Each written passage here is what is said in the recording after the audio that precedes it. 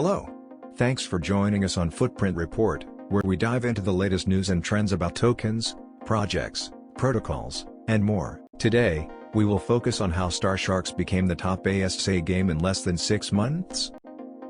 In this video, I will share this game with you guys from 4 aspects. There are its background, its main features, its token economy and data performance, and insight of its future development.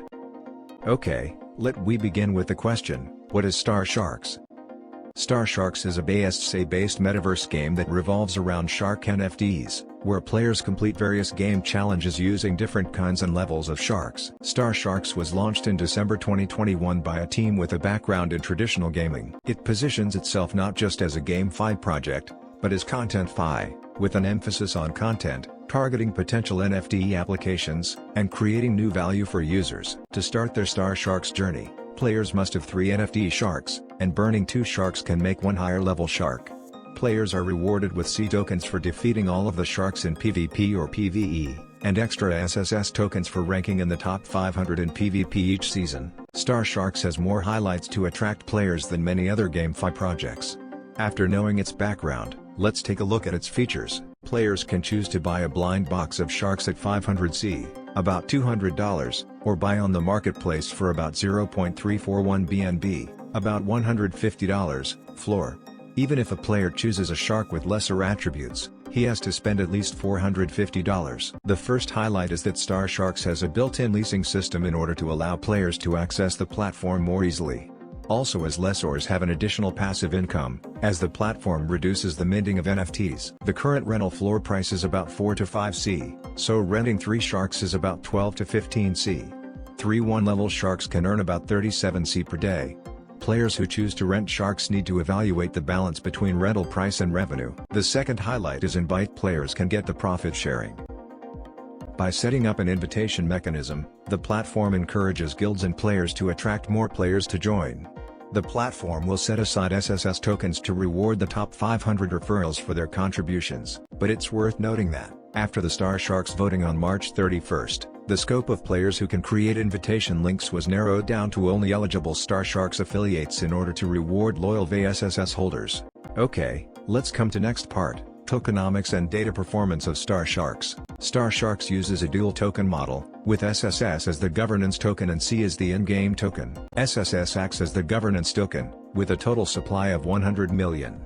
61% of this is for collect to earn to be fully circulated within 10 years, with 15% reserved for the team, 5% for the company reserve, 3% for the market fund, 5% for the angel financing, 6% for the private round, and 1% for the liquidity pool. The platform stabilizes the value of SSS through a releasing staking recycling system. In terms of release, SSS decreases year by year through an annual decay factor. Staking SSS not only gives players the right to vote in community governance, but also shares in the profits of the platform. And in this way the platform reduces the pressure to sell off SSS. Users receive different amounts of VSSS by choosing different lockup times for SSS, with the maximum lockup period of 4 years being 1-to-1 for users who receive VSSS. VSSS holders receive a weekly share of bonus based on the number of holdings.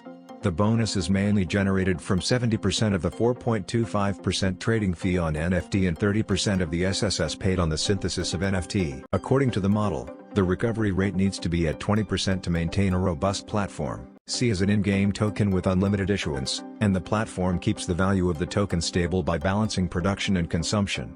Except for the Cs initially circulating on the DEX platform, players can only obtain them through the game. Users can only use C when purchasing the Shark blind box, which provides the scenario for C to be used. And the rewards earned in the game are also C. This setup extends the lifecycle of the game, and the payback period for NFT purchasers is easier to calculate, anchored by C of about 40 to 60 days to earn back the initial 1,500 C. A small percentage of the 500 C paid by players minting sharks will be used as a handling fee, 90% will be burned and the rest will be rewarded to the referrer. The C spent on the shark upgrade will also be burned, and these measures ensure that the C is trying to prevent inflation. It is worth noting that players selling NFTs receive BNB instead of C, which also relatively diverts the selling pressure on Cs. Now, let's come to data performance of StarSharks. Looking at the data from Footprint Analytics, SSS and C have remained relatively smoothly priced.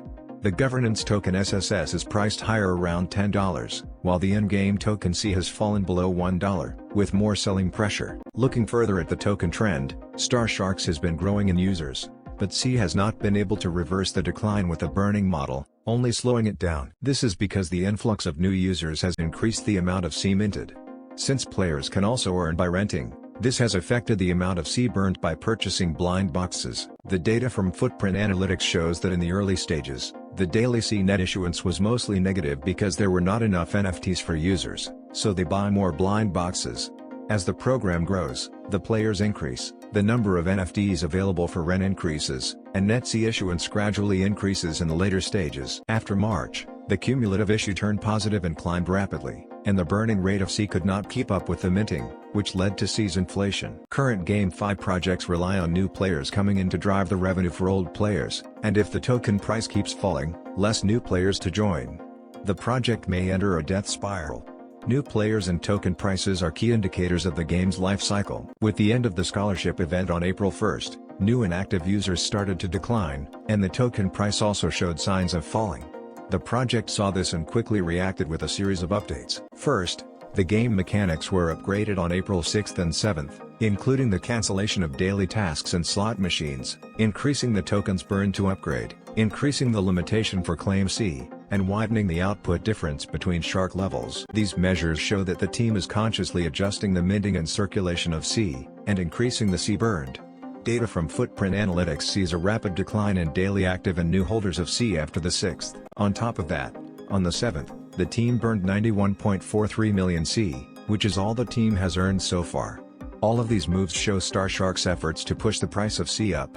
While it has eased selling pressure on C, the price has not recovered significantly as of April 8th. While the price of C did not rise, the price of SSS climbed rapidly after April 1st when the team finished voting on the StarSharks affiliate program. The proposal gave invite link creation ability only to stakers with over 10,000 VSSS, which solidified usage scenarios of SSS. So, are you positive about the future development of StarSharks? In the 5 months since its launch, the number of StarSharks players has grown by leaps. However, there have been some problems, such as a drop in price due to an imbalance in token minting and burning. Although the project has learned from its predecessors and adjusted quickly to the token economy, it still failed to effectively control its decline. The token price and new users will create a negative feedback loop, and if they can't control the price, new users will decline into a death spiral. But the team's efforts in game design, rapid iterative upgrades, and generous burning show that StarSharks is aiming to stick around for long run. We might wait a little longer to see its next steps and see if it can surpass its predecessors to achieve a coin price reversal. That's all for today. Hope you enjoy the video. If you liked this video and want to find out more about Footprint Reports, then watch our recent video on Footprint Reports, linked below. If you have some suggestion, just feel free to discuss with us. See you next time.